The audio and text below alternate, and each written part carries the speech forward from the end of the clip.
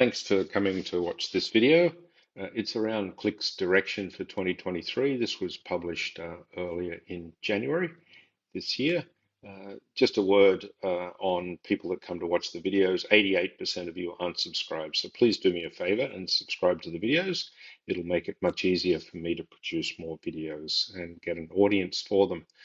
I really like this slide. It's really the puzzle pieces and the ideas around the direction, and those three cogs there will be the various bits we talk about in terms of integration and analysis and foundational services.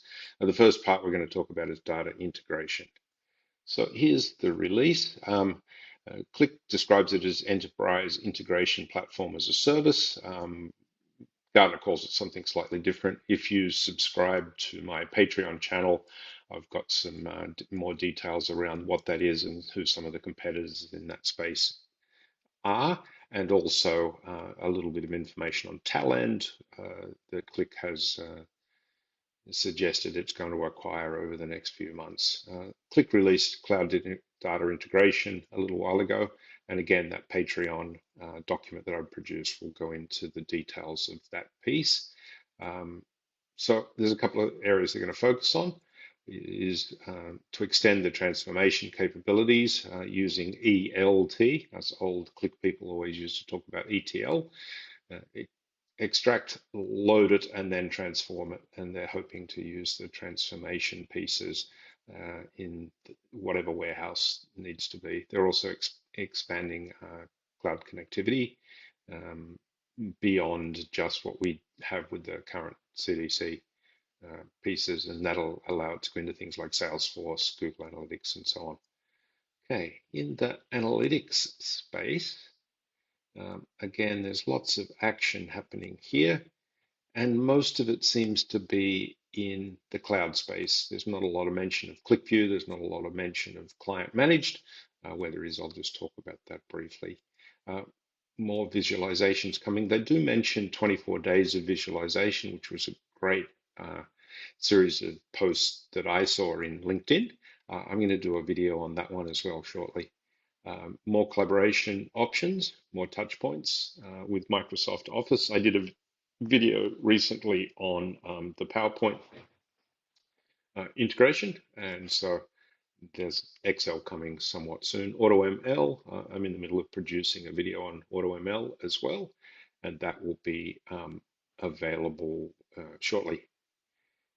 And as well as that, I did a video on Insight Advisor and how easy it is to use that to produce charts. Qlik is talking about extending that capability and making it more powerful, which is fantastic. Also, for admins, there's some additional capabilities around creating tenants and so on. And I think they're very good things. And in the client managed space, there will be some capabilities for better visualizations to come, including KPI and table and pivot objects. And that will also be expanded to make it easier to move from client managed if you need to Qlik Cloud. And I really think that the money and the investment and the capabilities are going into the Qlik Cloud product. And therefore, if you have an inclination, I think it makes a lot of sense to be targeting a move into Qlik Cloud this year as part of your process. And if you're still in QlikView, even sooner.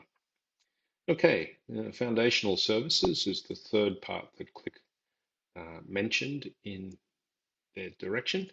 And there's a couple of things in here. Catalog and lineage, obviously very important, and they'll be taking some new levels in that space, including some automatic field classification. And coming really soon, I know that there's a Qlik presentation about it in February, is the capability to have an automatic business glossary that's built. So that'll be coming soon. I look forward to the presentation on that towards the end of February, and then I'll put a YouTube video on that one together once it happens.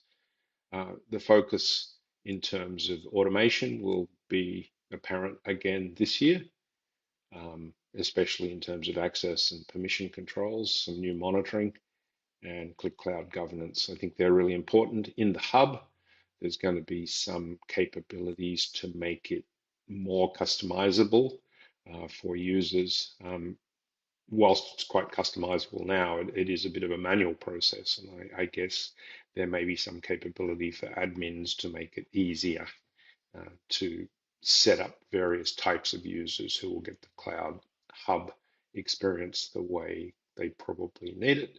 And then the last one is that the capability for onboarding, enablement, and engagement right inside the Qlik Cloud product is expanding.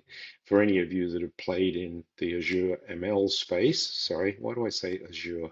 The Qlik Auto ML space, there's lots of learning resources when you first go in there, and it gives you, for example, a data set that you can play with and some tutorials.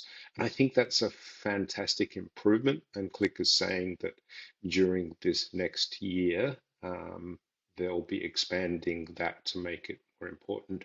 And I guess the last thing to remember is that there's I hate the word, ideation space where you can publish your own suggestions for the product. I'll put that link in the description. Don't forget, subscribe. It's really important to me. And thank you very much for listening. If you need some help with that concept of moving to cloud from View or